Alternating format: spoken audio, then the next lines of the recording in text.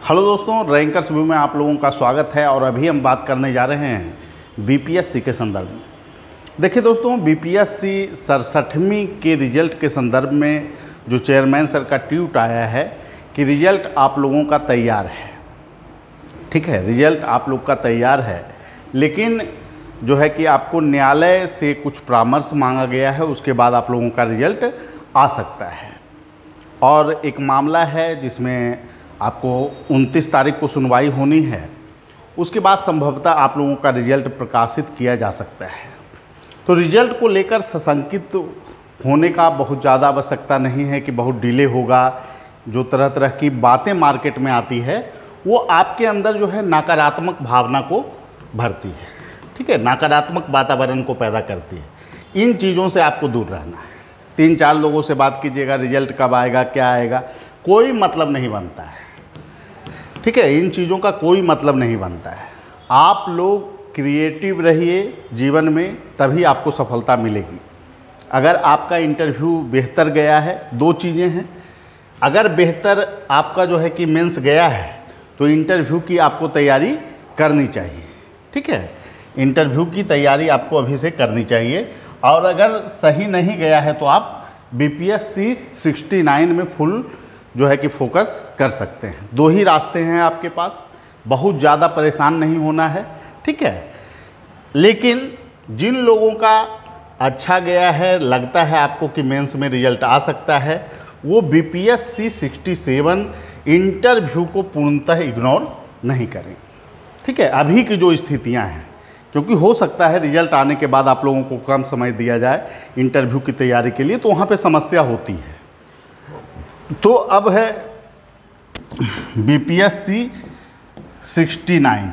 ठीक है, अब इसमें बहुत सारे लोग जो हैं जिनको लग रहा है कि रिजल्ट होगा नहीं होगा, तो वो भी जो है कि आपको इंटरव्यू की तैयारी कर सकते हैं। 50-50 वाले को भी मेरे समझ से इंटरव्यू की तैयारी करनी चाहिए। अब देखिए इसमें क्या है चीज़ें कि हर एक पहलू को इंटरव्यू में, जैसे इंटरव्यू के लिए स्पेशल कार्यक्रम चलाने वाला अगर कोई संस्थान पटना में है, इवन दिल्ली में भी आपको बीपीएससी के लिए अभी से कोई क्लास चल नहीं रहा है आपको। और ये विगत जो है कि आपको लगभग 5 महीने पहले से क्लास आप लोग के लिए उपलब्ध कराया गया है।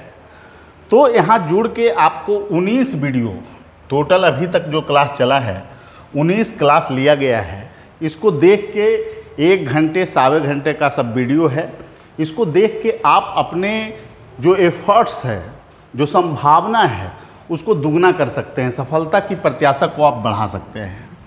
और ये जो क्लास है वो आपको मेंस के लिए भी उपयोगी है, क्योंकि मेंस में भी आपको बहुत सारे पॉइंट का लाभ वहाँ पे आपको मिलेगा कि कैसे सरकार के विरुद्ध में किस सीमा तक लिखना है। सरकार के पॉलिसी के जब आलोचनात्मक विवेचन का पहलू आता है तो उस समय हमको क्या क्या सावधानियां बरतनी चाहिए, संवैधानिक मापदंडों पर कैसे बेहतर उत्तर दिया जाता है। तो इन क्लास को आपको इसलिए करना चाहिए।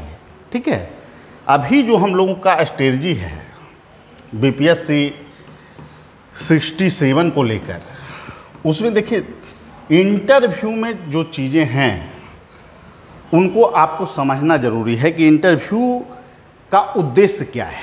इंटरव्यू का उद्देश्य है किसी व्यक्ति में उस क्षमता का आकलन करना जिस पद पर वह आसीन होना चाहता है। ठीक है, इंटरव्यू का सीधा तात्पर्य है आप लोगों का जो इंटरव्यू चलना है लगभग वो आपको 12 से लेकर 17-18 मिनट तक चलेगा। ठीक है, एवरेज जो है कि यही रहता है, क्योंकि कमीशन का है तो थोड़ा सा टाइम दिया जाता है। और इससे कुछ लोगों का तो 10 मिनट में भी इंटरव्यू ओवर हो जाता है, तो उससे कोई दिक्कत है नहीं। इंटरव्यू कम समय से तक चलना इंटरव्यू के अंक को डिसाइड नहीं करता है। हो सकता है कोई व्यक्ति हमें 10 मिनट में ही प्रभावित कर दे। ठीक है, उसके बोलने की शैली, उसमें विनम्रता की जो भावना है, एडमिनिस्ट्रेटिव अप्रोच है, तो ये बोर्ड इन चीज़ों को परखता है। ठीक है, इसलिए आप देखते होंगे कि बहुत सारे ऐसे भी लोग होते हैं जिनका मेंस में बेहतर स्कोर है लेकिन इंटरव्यू में उनका नंबर कम है। क्योंकि इंटरव्यू जो है एक संवाद नहीं है, इंटरव्यू आपके अंदर प्रशासनिक कौशलता का मापक है। ठीक है, तो इंटरव्यू में बहुत सारे डायमेंशन को देखा जाता है। इसलिए मैं आप लोगों को कहता हूं कि इंटरव्यू के लिए क्लास क्यों ज़रूरी है। आप 3 मौक़ दे लेते हैं, कहीं भी सोच लेते हैं कि आप तैयारी पूर्ण हो गई। उस दिशा में अगर आप तैयारी करेंगे तो आप अपने अंदर की जो भाषा शैली है, जो बोलने का आपका अप्रोच होना चाहिए, उस पर आप काम नहीं करेंगे। और सिर्फ आपकी बोलने के शैली से आप जो बोल रहे हैं चीज़ों को, तो वन वे कम्युनिकेशन है ना। आपकी चीज़ों को हम सुने। आप जब तक विभिन्न चीज़ों पर तथ्यात्मक आपको जानकारी नहीं होगी तो आप बेहतर उत्तर कैसे दे पाइएगा। तो इसके लिए ज़रूरी है आपको आमूल चूल चीज़ों पे काम करना, जो इंटरव्यू के क्वेश्चन बन सकते हैं। ठीक है, अब देखिए इसमें जो है महत्वपूर्ण जो कड़ी है उसमें है आपका व्यक्तिगत प्रश्न। आपसे जुड़ा हुआ जो व्यक्तिगत मुद्दा है वो इंटरव्यू का एक पार्ट है। जैसे कि आपने स्नातक कहाँ से किया, 10th आपने कहाँ से किया। ठीक है, स्नातक में जो यूनिवर्सिटी में आपने पढ़ा उस यूनिवर्सिटी का, जैसे ललित नारायण मिथिला यूनिवर्सिटी, ठीक है, ललित नारायण मिश्रा यूनिवर्सिटी हैं, तो ललित नारायण कौन है, रेल मंत्री का कार्यकाल कब से कब तक रहा।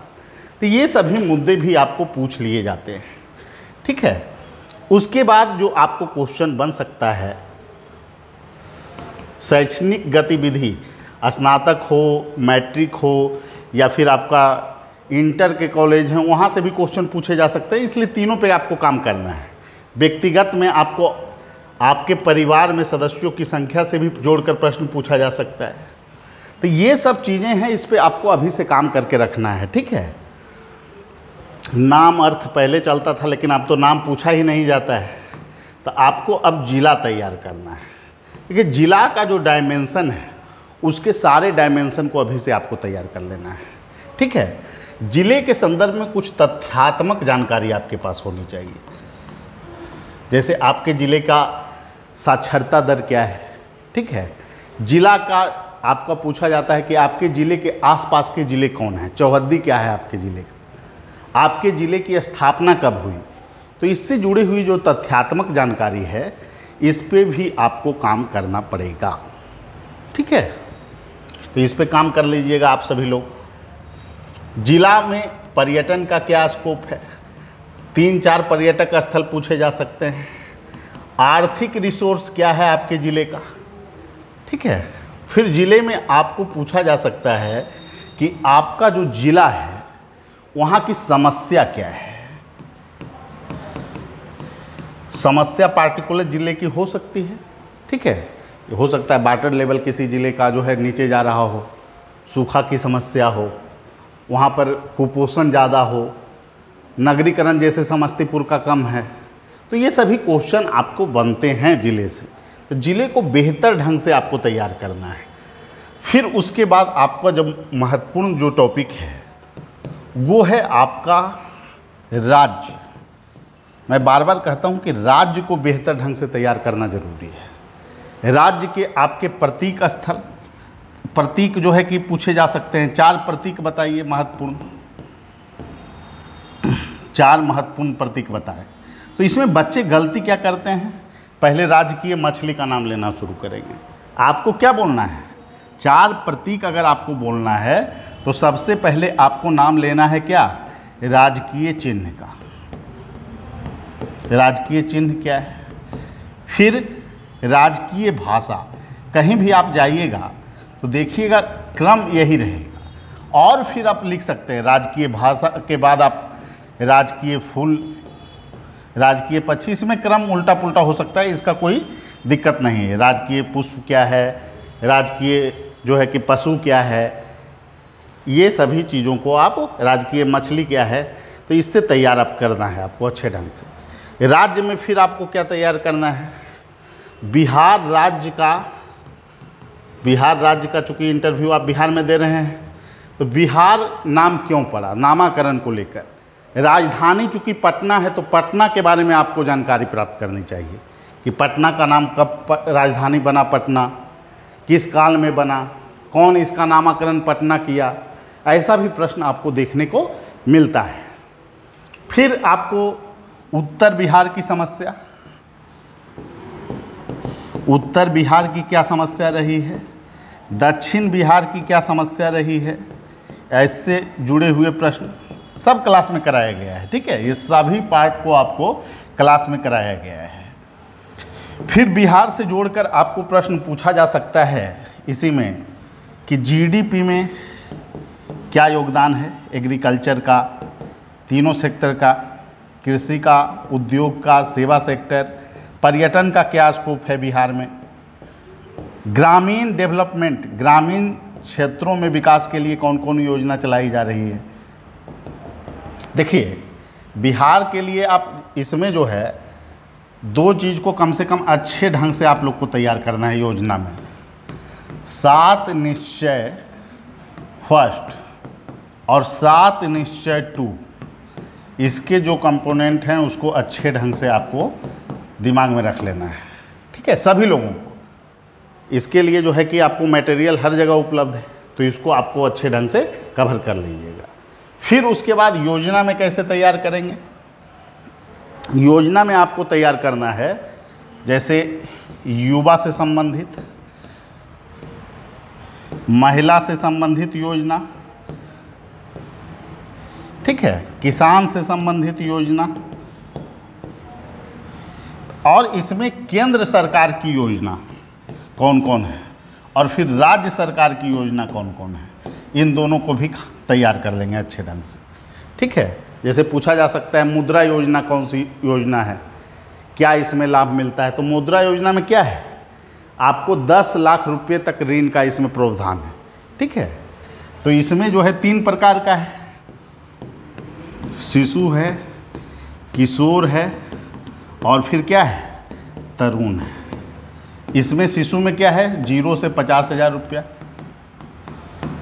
फिर उसके बाद क्या है, इसके बाद है 50,000 से लेकर कितना तक, 5 लाख तक का प्रोविज़न है। फिर तरुण में क्या है, 5 लाख से 10 लाख है। तो इसको अच्छे ढंग से तैयार करेंगे। जीविका योजना ग्रामीण विकास का सबसे महत्वपूर्ण योजना है बिहार का। सेल्फ हेल्प ग्रुप के माध्यम से इसमें क्या हो किया जाता है, सेल्फ हेल्प ग्रुप,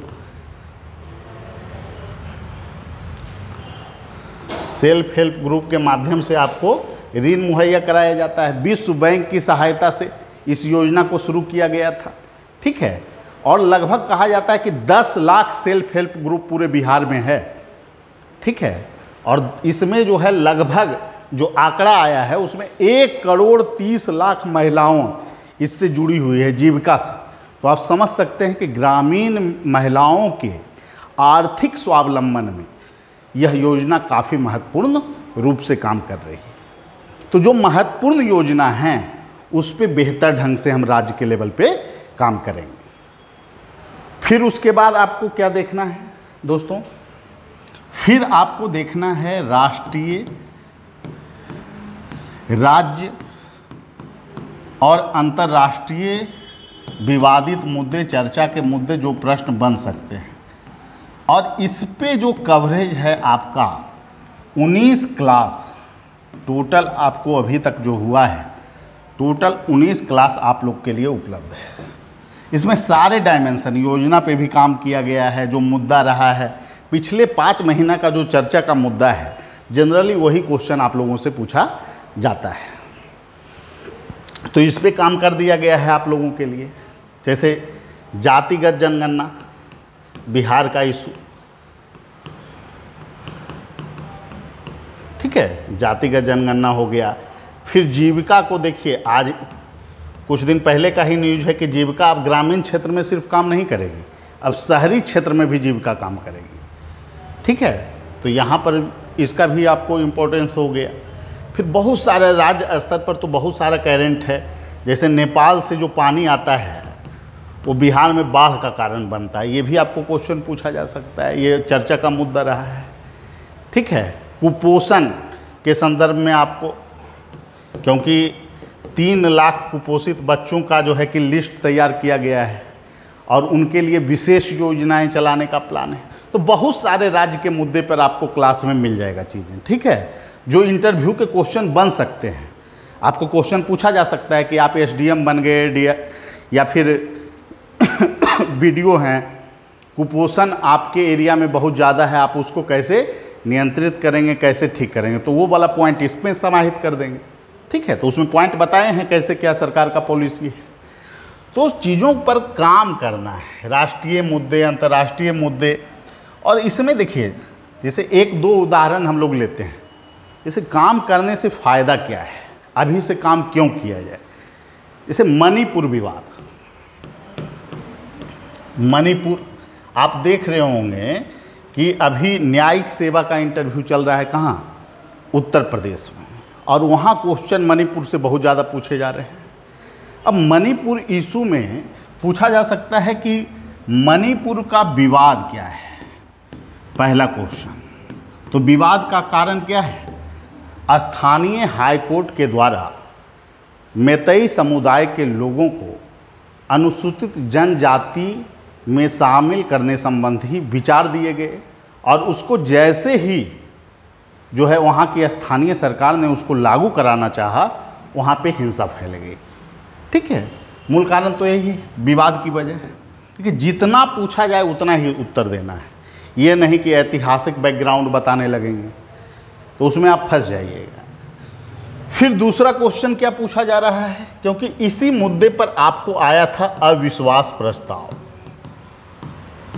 यही मुद्दा पे आया है ना। तो अविश्वास प्रस्ताव की प्रक्रिया क्या है, ये भी पूछा जा रहा है।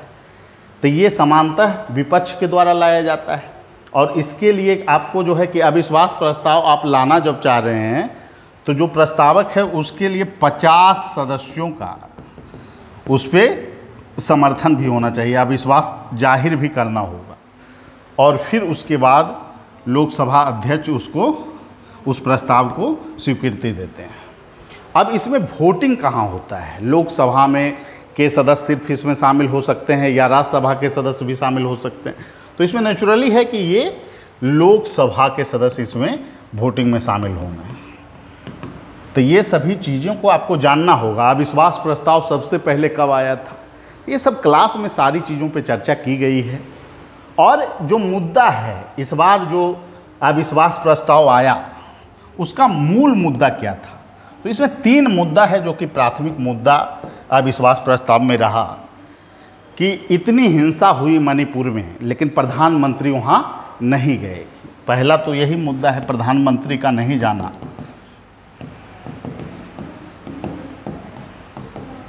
दूसरा मुद्दा जो रहा है, 80 दिन बाद प्रधानमंत्री की स्टेटमेंट इस मुद्दे पे आई है। जब महिलाओं के साथ वीडियो जो वायरल हुआ उसके बाद उनका स्टेटमेंट आया। ये भी एक जो है कि 80 दिन क्यों लग गए, जबकि बिहार इंडिया का एक पार्ट ही है मणिपुर, और उस पर प्रधानमंत्री मोदी जी को बोलने में इतने समय क्यों लग गए, ठीक है, ये भी एक बताया गया है। और वहाँ की जो सरकार है, राज्य सरकार को बर्खास्त क्यों नहीं किया गया, ये भी एक पॉइंट उसमें है।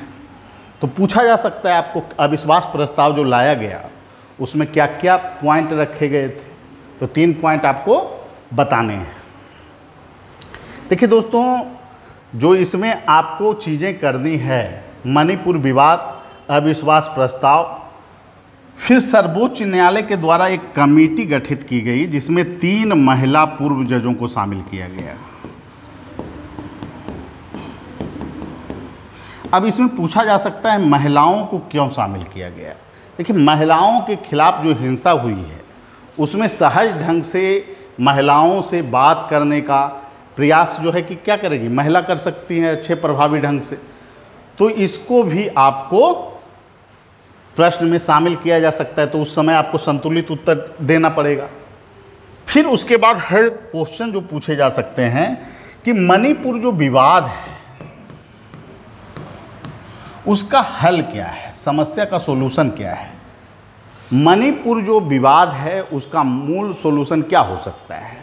देखिए, विवाद है जब आपको सर्वोच्च न्यायालय सॉल्यूशन नहीं कर रही है, प्रधानमंत्री के द्वारा इस समस्या का सॉल्यूशन नहीं हो रहा है, तो आपसे जब राय लिया जा रहा है तो सिर्फ राय के तौर पे आपका है, ठीक है। तो आप सीधे बोलिएगा कि दोनों समुदाय के लोगों से बातचीत।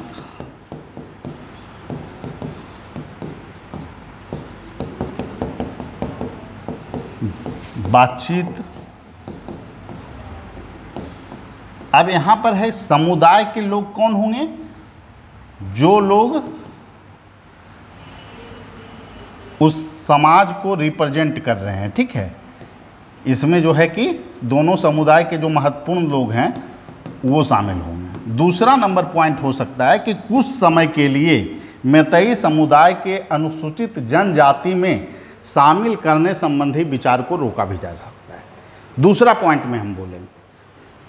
फिर आइए, इसमें एक महत्वपूर्ण प्रश्न आपको बन सकता है कि मणिपुर में जो हिंसा हुई उसमें मैतेई समुदाय के लोगों को अनुसूचित जनजाति में शामिल करने की मांग जो थी और जो क्रियान्वित करने पर बल दिया गया कि शामिल किया जाए, हाई कोर्ट के आदेश और उसके बाद पहल, तो फिर हिंसा फैला। तो उसके लिए आपको पूछा जा सकता है कि एसटी में शामिल होने से लाभ क्या होगा मैतेई समुदाय को। तो पहला जो लाभ होगा, देखिए मणिपुर की जो स्थिति है, मणिपुर की स्थिति है तो उसमें 10% जो मैदानी भाग है उसी में मैतेई समुदाय के लोग रहते हैं और लगभग इनका जो पॉपुलेशन भागीदारी है 55% से अधिक है। और बाकी का ये जो एरिया है उसमें आपको बाकी एरिया में कुकी जनजाति, नागा जनजाति, ठीक है, जो 90% एरिया है उसमें इन समुदाय के लोग रहते हैं। अगर एसटी का दर्जा मैतेई को मिल गया तो पहाड़ी इलाके में भी वो अपना ज़मीन खरीद सकेंगे, ठीक है। तो एक पॉइंट तो ये हो गया, ज़मीन वो जो है कि पहाड़ी इलाका में खरीद सकेंगे। दूसरा पॉइंट क्या है कि आरक्षण का लाभ भी उनको मिलेगा।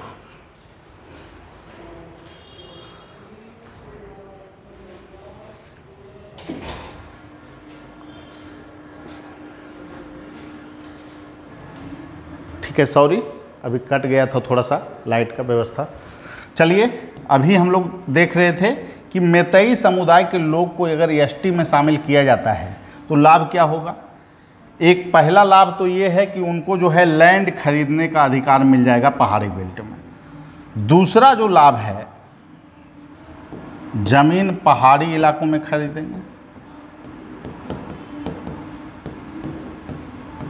ठीक है। दूसरा जो लाभ है इसमें वो है कि आपको कि इन लोगों को आरक्षण का लाभ, तो सेवाओं, नौकरी में भी जो है कि इनको विशेष प्राथमिकता मिल पाएगी। और तीसरा जो पॉइंट है, सरकार की योजनाएं जो अनुसूचित जनजाति के लिए संचालित की जाती है वो तीनों चीज़ का लाभ मिलेगा इन लोगों को। इसीलिए ये लोग ज़्यादा तत्पर हैं कि इनको भी अनुसूचित जनजाति का दर्जा मिल जाए, ठीक है। तो ये सभी चीज़ें आपको तैयार रखनी है, ठीक है। एक उदाहरण हम ले रहे हैं कि क्या लाभ मिलेगा। दूसरा, आज बहुत सारा मुद्दा पढ़ाया गया है तो जुड़ के काम कीजिए आप लोग, ठीक है। काम किए हुए रहिएगा तो 90% समस्या का समाधान आप लोग का यहीं पे हो जाएगा। अब है कि दूसरा जो चीज़ है वो है कि राहुल गांधी के द्वारा जो है एक यात्रा की बात फिर की गई है, काफ़ी चर्चा का इशू है। अब ये यात्रा जो है ये गुजरात से लेके, गुजरात से शुरू होगा और ये यात्रा जाएगा आपको मेघालय तक। अब यहाँ पर राहुल गांधी के द्वारा पूर्व में भी यात्रा किए गए हैं ना। उस यात्रा का क्या नाम था? भारत जोड़ो यात्रा। तो आपको पूछा जा सकता है कि क्या भारत टूटा हुआ है जो भारत जोड़ो यात्रा किया गया? बहुत सारे लोग कहेंगे कि जो यात्रा था समन्वय के लिए था, विभिन्न लोगों में जो है कि प्यार की भावना बढ़े इसलिए ये यात्रा किया गया। ये सब उत्तर नहीं होगा, ठीक है। आप एक प्रशासनिक अधिकारी बनने जा रहे हैं, आपको राजनीतिक रूप से तटस्थ रहना है, तो उत्तर इसमें क्या होगा? भारत जोड़ो यात्रा जो थी वह कांग्रेस पार्टी की राजनीतिक यात्रा थी। कांग्रेस पार्टी की राजनीतिक यात्रा।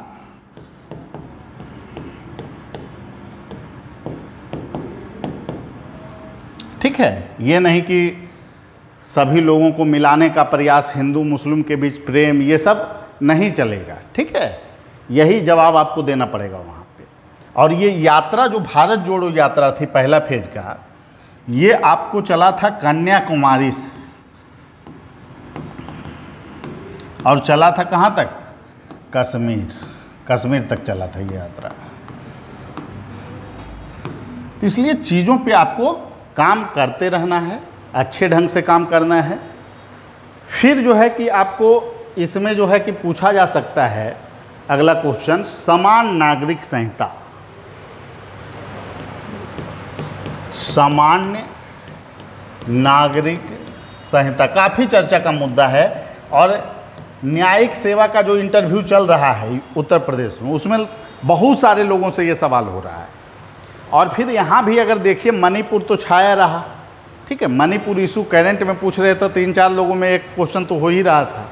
और बहुत सारे ऐसे क्वेश्चन हैं, ये तो प्रशासनिक सेवा का इंटरव्यू है ना, इसमें तो बहुत सारे आयाम पे हो जाएंगे करेंट के। तो अभी से अगर आप लोग अच्छे ढंग से काम नहीं कीजिएगा तो कैसे काम चलेगा। अब इसमें देखिए 2-3 मुद्दे हैं जो कि जिस पे हम लोगों को काम करना है। तो क्लास में सारा चीज़ बताया गया है, यहाँ पर जो है आउटलुक आप लोग को दे रहे हैं। सामान्य नागरिक संहिता लागू होना चाहिए या नहीं।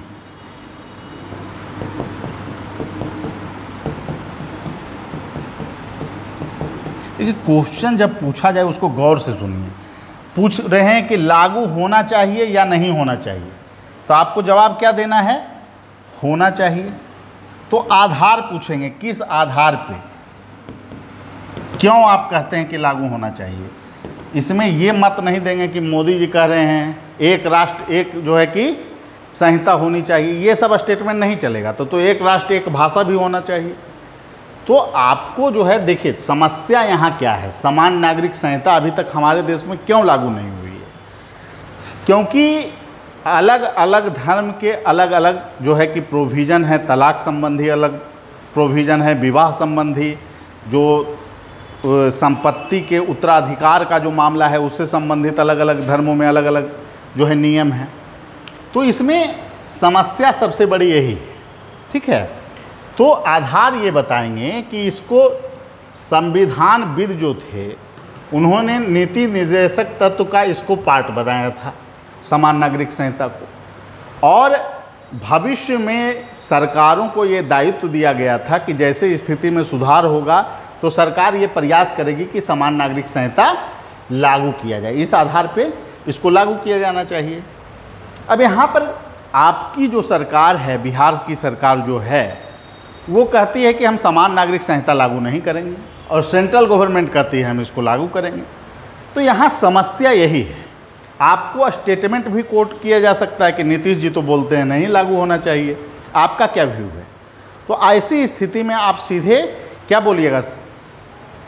ये बिहार के मुख्यमंत्री का निजी मत है। ठीक है, ये बिहार सरकार का निजी मत है या फिर नीतिगत फैसला है, क्योंकि निजी मत तो सरकार का होता नहीं है डायरेक्टली, तो नीतिगत फैसला है। नीतीश जी अगर बोले तो नीतीश जी चूँकि सरकार ही वही है तो उनका नीतिगत फैसला है, वो लागू करें या ना करें उनकी मर्जी, लेकिन लागू होना चाहिए। मोदी जी भी कहें तो कैसे लागू हो? क्या इसके लिए पूरे देश में जो है कि वोटिंग करवाया जाए कि लागू होना चाहिए या नहीं, जो विचार वाला जो प्रोसेस है? तो देखिए बहुसंख्यक का जो फैसला है वो अल्पसंख्यकों पे लागू कर दिया जाए, ये संवैधानिक दृष्टिकोण से सही नहीं होगा। इसको कभी भी जो है आपको संवैधानिक रूप से इसको सही नहीं मान सकते हैं। और इस संदर्भ में अमर्त्य सेन का भी स्टेटमेंट आया है। अमर्त्य सेन का भी स्टेटमेंट है कि बहुसंख्यक का जो फैसला है वो अल्पसंख्यकों पे लागू हो ये ज़रूरी नहीं है, उनके अधिकार का हनन भी हो सकता है। तो ऐसी स्थिति में क्या होना चाहिए? तो 2-3 विकल्प आप सुझाव सकते हैं। पहला विकल्प है कि विभिन्न जो राजनीतिक पार्टियां हैं उनके बीच इस पर जो है विचार किया जाए। दूसरा है जितने भी धर्म गुरु हैं उनसे जो है राय लिया जाए इसके संदर्भ में और एक मत का प्रयास किया जाए। तो ये सभी चीज़ें करके आप इसको लागू कराएं। इसमें घटक कौन कौन होगा? एक तो होगा राजनीतिक पार्टियां, क्योंकि इसको कैसे लागू करवाइएगा? संसदीय प्रक्रिया के द्वारा ही ना। तो राजनीतिक दलों के बीच इसको रखा जाए और एक रूपता इसमें प्रदान किया जाए। और दूसरा है धर्म गुरु, क्योंकि धार्मिक पहलू इससे जुड़ा हुआ है, ठीक है। तो धर्म गुरुओं से भी इसमें राय लेनी चाहिए। तो इन सभी चीज़ों को आपको संतुलित उत्तर देने के लिए आपको काम करना अनिवार्य है। तो आप लोग सभी लोग जो लोग रिजल्ट का इंतज़ार कर रहे हैं, डेली डिबेट कर रहे हैं कब आएगा क्या आएगा, उसमें पड़े बिना आपको काम करना है, ठीक है। बहुत काम है अभी इंटरव्यू के लिए आपको तैयार करना है। तो विषय तो अभी बाकी ही है ना। विषय आपका 2 विषय होगा। विषय पे सभी लोग काम तो तभी कर पाएंगे जब रिजल्ट आएगा, तब बेहतर ढंग से। और इस पे कैसे काम करना है, क्या करना है, ये रणनीति हम लोग बताएंगे, ठीक है। लेकिन काम आपको खुद इसमें करना पड़ेगा। और अभी ही आपको बता देते हैं, जो बीपीएससी का सिलेबस है उसी को आधार बना के इसका तैयारी कीजिए आप लोग, ठीक है। उसी को सामने रख के अपने विषय को, जिनका 2 विषय, एक स्नातक विषय और दूसरा वैकल्पिक विषय, दोनों को आपको तैयार करना है। अगर दोनों एक है तो कम समस्या है, दोनों अलग अलग है तो दोनों को तैयार करना पड़ेगा। तो अच्छे ढंग से सभी लोग काम कीजिए। और फिर इसके बाद और एक चीज़ है जो कि इंटरव्यू का पार्ट बनता है। इसमें 2 महत्वपूर्ण चीज़ है। एक तो आपकी रुचि पूछी जाती है कि हॉबी क्या है आपका, और दूसरा है कि आपके पसंदीदा व्यक्तित्व कौन हैं, आइडियल पर्सन। तो आइडियल पर्सन और रुचि, ये दोनों पे आपको काम करना पड़ेगा अच्छे से। किन्हीं का क्रिकेट खेलना रुचि हो सकता है तो क्रिकेट के बारे में जानकारियाँ आपको पूछ लिया जाएगा। गार्डनिंग है तो गार्डनिंग के संदर्भ में जानकारी आपसे पूछ ली जाएगी। कुकिंग है तो कुकिंग के संदर्भ में जानकारी आपको पूछी जाएगी। तो जो भी चीज़ आप रख रहे हैं, या टीचिंग रख रहे हैं तो टीचिंग के संदर्भ में भी क्वेश्चन हो सकता है। तो आपको काम करना पड़ेगा, ठीक है। इसमें कोई शॉर्टकट इंटरव्यू का नहीं है कि आपको कहा जा रहा है कि ये अमुक संस्थान इंटरव्यू की पूरी तैयारी करा देगी और इस पे जो है कि ऐड आ रहा है कि अब शुरू करेंगे इंटरव्यू। कुछ होने वाला नहीं है। अच्छे से काम कीजिए और 19 क्लास जो है उसको जाकर पहले देख के अच्छे ढंग से चीज़ों को तैयार कर लीजिए। क्योंकि 19 क्लास मतलब समझ रहे हैं, 19 क्लास मतलब कि आपको लगभग इंटरव्यू का सारा पार्ट जो करेंट का है वो समाप्त हो जाएगा। उससे ज़्यादा पूछने की गुंजाइश काफ़ी कम है। उस पर बेहतर ढंग से काम कर लेंगे विवादित इशू पे। और उसके बाद जो है जैसे ही रिजल्ट आता है, हम लोग का जो प्रयास है कि जैसे ही आप लोगों का रिजल्ट आएगा उसके बाद प्रशासनिक मुद्दे, सिचुएशन बेस्ड मुद्दे पे क्लास आपको करवाई जाएगी और 3 मॉक आपको लेने का हम लोग प्रयास करेंगे। तभी रजिस्ट्रेशन करा के आप लोग को जुड़ जाना है। फिर अगले कड़ी के लिए जो लोग पास करेंगे, इसीलिए तो 2 पार्ट में बांट दिए हैं ना कि आप लोग पर आर्थिक लोड भी कम पड़े। तो अभी से जुड़कर सभी लोग काम कीजिए। मेंस को भी आपको इसी ढंग से तैयार कर लेना है, कोई समस्या ही नहीं है। मेंस में भी ये हेल्प करेगा ना। तो जोखिम कहाँ है? जो आप पढ़ाई कर रहे हैं उसमें जोखिम कहाँ है? आपको सफलता की अगर लग रहा है कि 67वें में इंटरव्यू कॉल हो सकता है तो उतने कम दिन में 10 से 12 दिन, 15 दिन में या फिर 20 दिन में आप न्याय कर पाएंगे इंटरव्यू के साथ? नहीं कर पाएंगे। तो अभी पार्ट बाय पार्ट में आप काम कीजिए, क्योंकि पीटी पर बर्डन हो जाएगा ना।